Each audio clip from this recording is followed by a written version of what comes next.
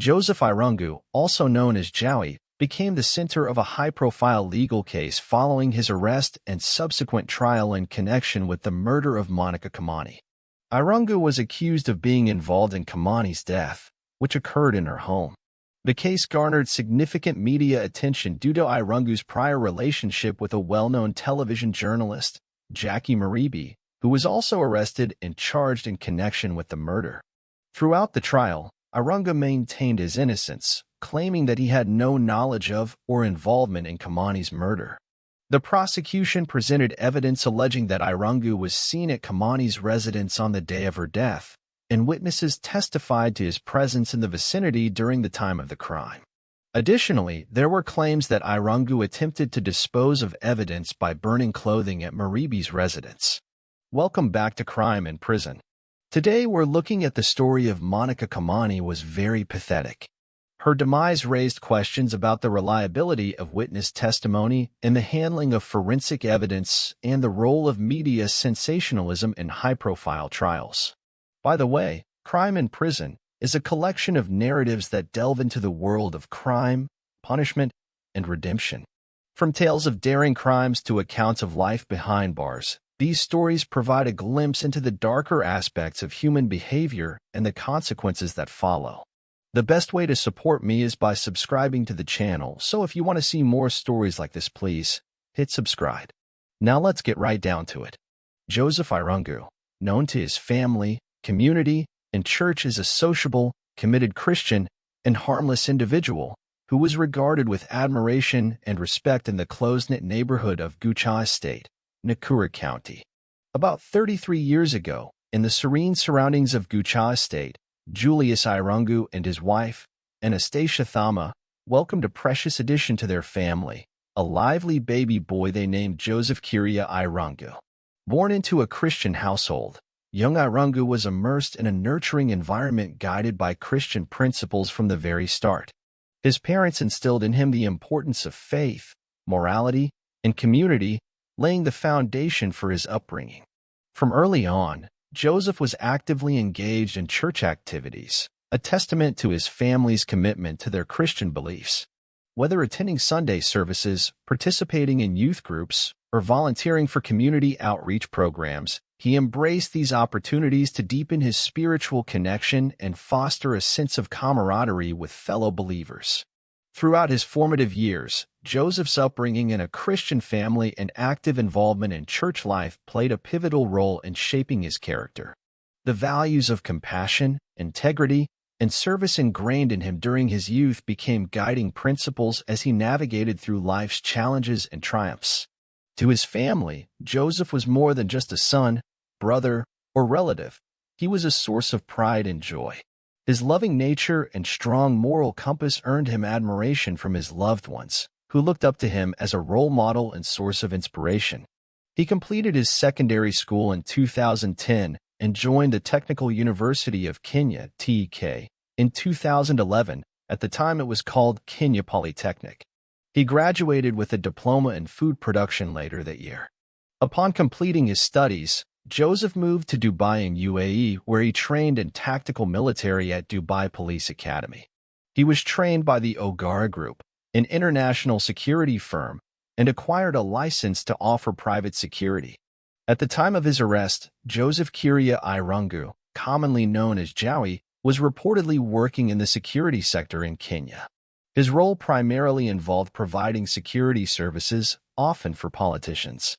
Additionally, it was reported that he was in the process of establishing his own security firm, indicating that he was at an advanced stage of launching his own business in the security industry. Jowie's involvement in the security sector highlights his professional pursuits prior to his arrest. Working closely with politicians suggests that he may have had connections within political circles, which could have contributed to his career opportunities in the security field. The decision to establish his own security firm indicates ambition and entrepreneurship on Jowie's part. It suggests that he was looking to expand his career and take on a leadership role within the industry. However, the timing of his arrest likely disrupted these plans and put his professional aspirations on hold.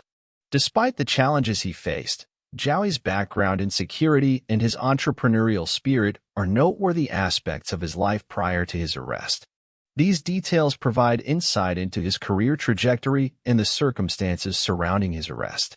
However, despite the admiration and praise he received from his community, family, and church, Joseph was involved in a murder case. The news of his involvement in this serious crime sent shockwaves through the tight-knit neighborhood, leaving residents bewildered and struggling to reconcile the image of the beloved Joseph they knew with the allegations against him. For those who had interacted with him in Gucha Estate, Nakuru County, Joseph's conviction served as a sobering reminder of the complexities of human nature and the unpredictable nature of life.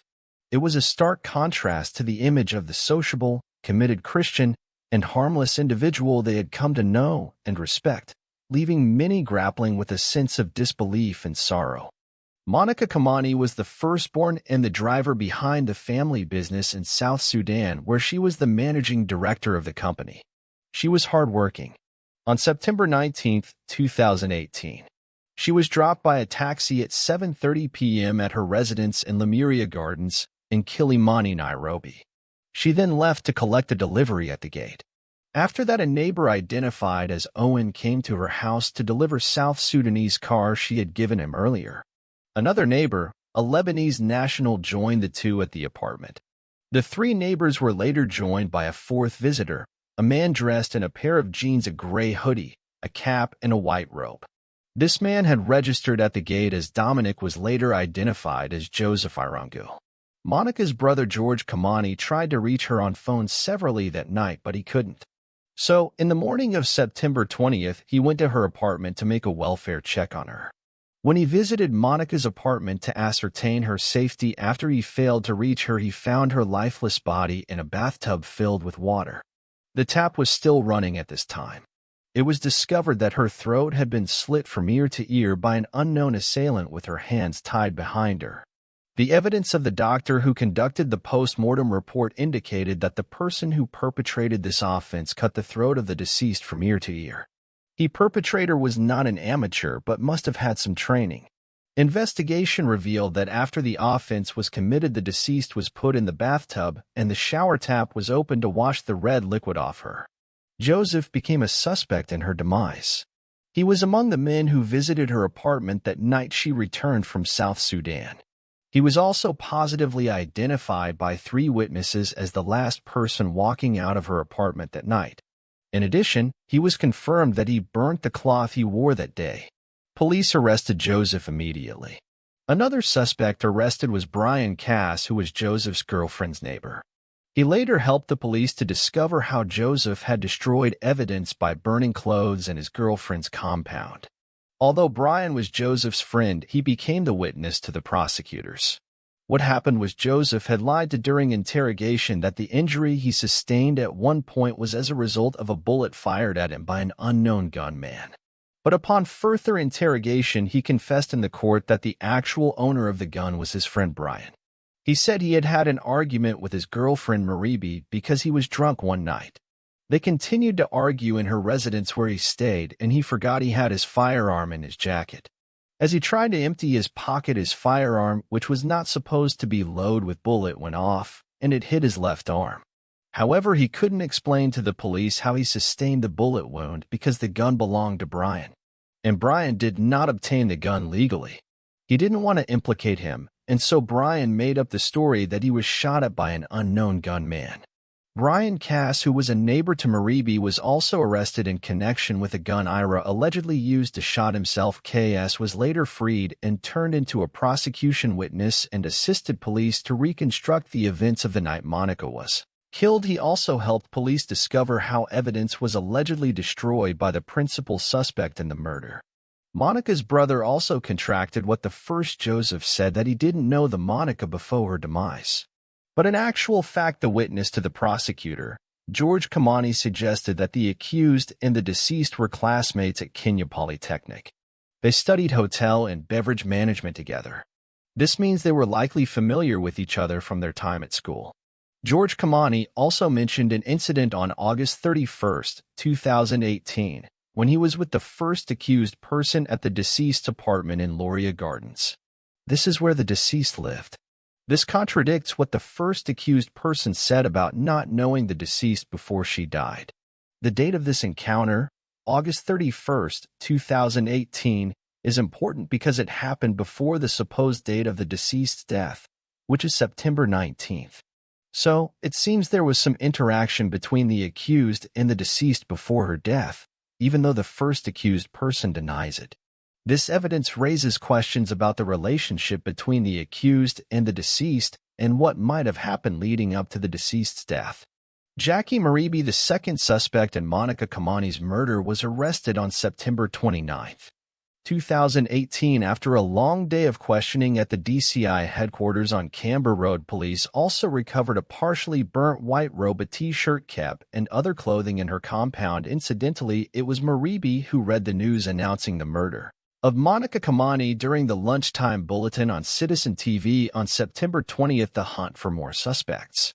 She was supposed to do her birthday here with everyone, all family members she had already organized to call, like everyone from grandma to everyone. Senior Inspector of Police Maxwello further listed 12 issues that linked Jowie to man's death, among them being at the scene being identified positively by 3 witnesses, the last person to interact with the deceased, and intentionally burned the cloth he used, among other issues. Joseph Irungu was the first one to be arrested after witnesses at a police parade positively identified him as the last man seen walking out of Monica Kimani's apartment on September 19th. His name came up during investigations after one of those who had recorded statements told police they knew him as a Joe and Maribe's boyfriend. Another suspect, his girlfriend.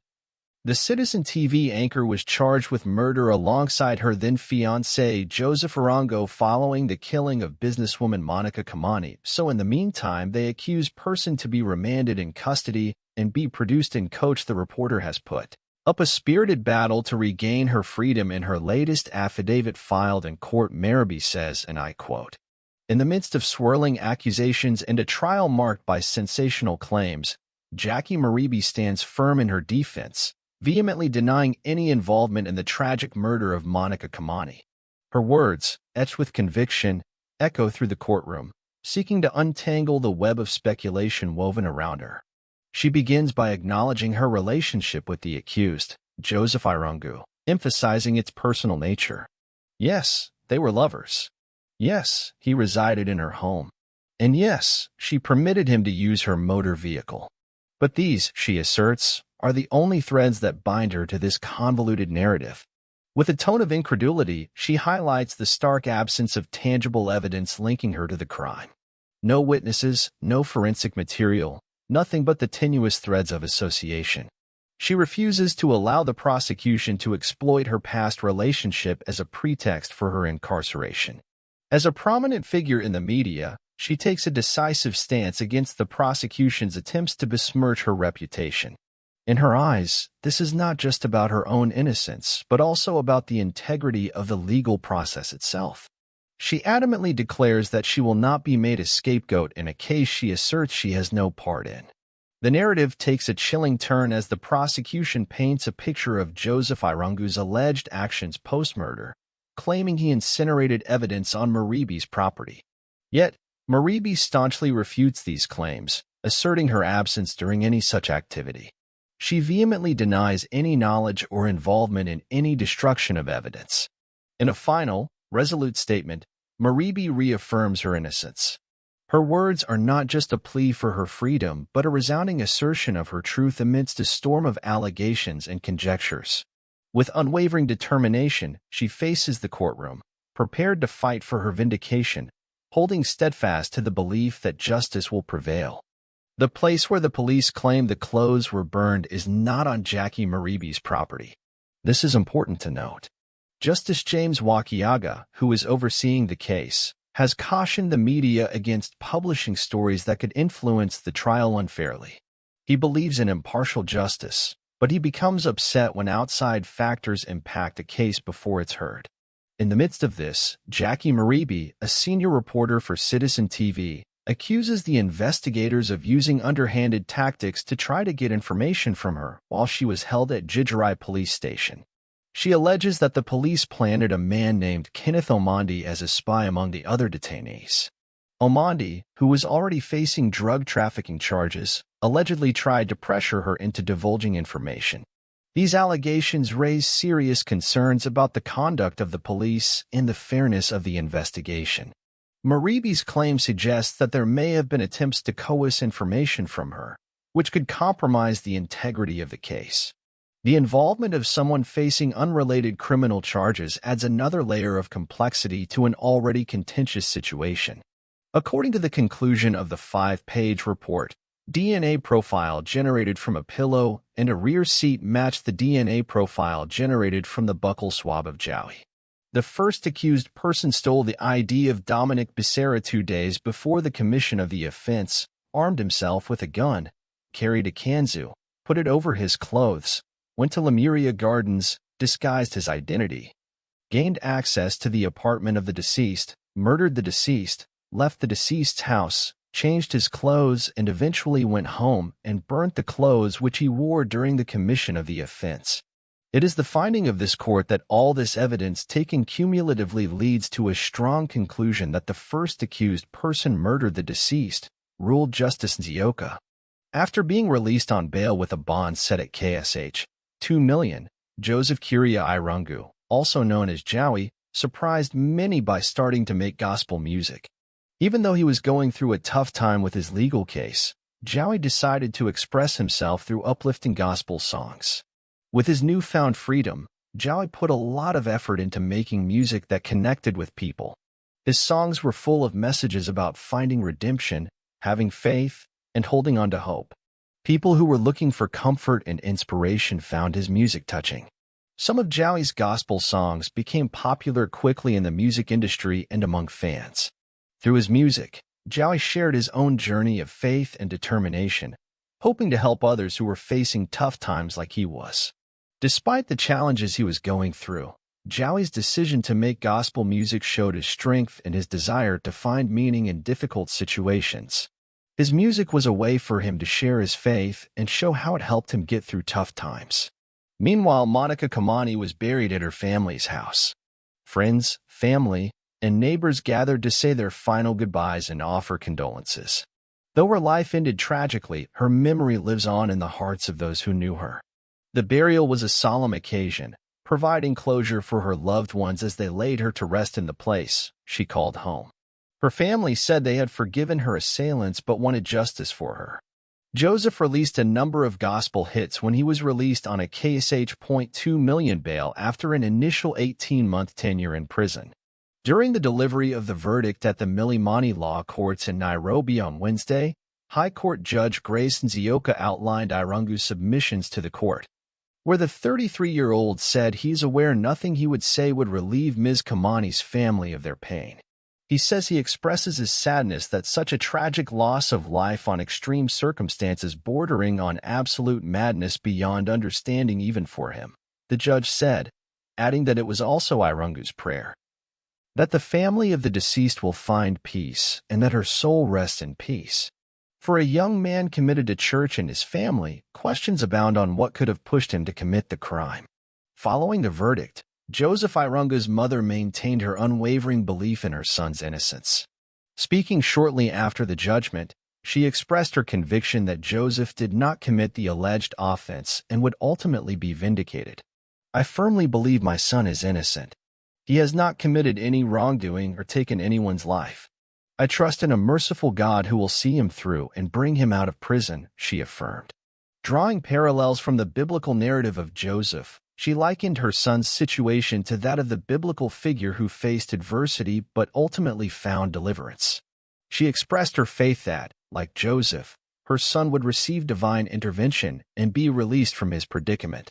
"My son, Jowie, is akin to Joseph from the Bible, who endured hardship but was eventually rescued by God.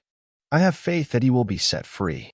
That's why I continue to remain hopeful and steadfast in my belief that my son will be released at the appointed time," she declared. In her steadfast belief and reliance on divine intervention, Joseph Irungu's mother remains a beacon of hope and strength for her son as he navigates through the challenges ahead. Her unwavering faith serves as a source of comfort and encouragement amidst the uncertainty of his circumstances. In the ruling delivered by Judge Grace Nzioka, the court found that the evidence presented was convincing that the accused committed murder. On February 9th, Jowie was found guilty of the murder of businesswoman Kimani, while his co-accused, former TV presenter Jock Maribe, was acquitted. Maribe was acquitted based on the prosecution's failure to adduce sufficient evidence incriminating her. The mother of slain businesswoman Monica Kimani has urged the court to consider how her daughter was brutally murdered and sentence her killer, Jowie Irungu, to death. Monica's father, Bishop Paul Narama, said the court should be guided by the scriptures when passing the sentence. He quoted a verse from the book of Proverbs which states that the wicked will never go unpunished. Joseph Irungu alias Jowie was sentenced to death. Thank you for staying with me till the end of the story. What are your thoughts on this entire case? Please share your opinions in the comments section below. If you appreciated our efforts, don't forget to like this video and share it with others. If you haven't already subscribed to our channel, please do so now and stay connected with crime and prison. By subscribing, you'll receive notifications for more compelling stories like this one. Thank you for watching, and we'll see you in the next video with another gripping true crime story.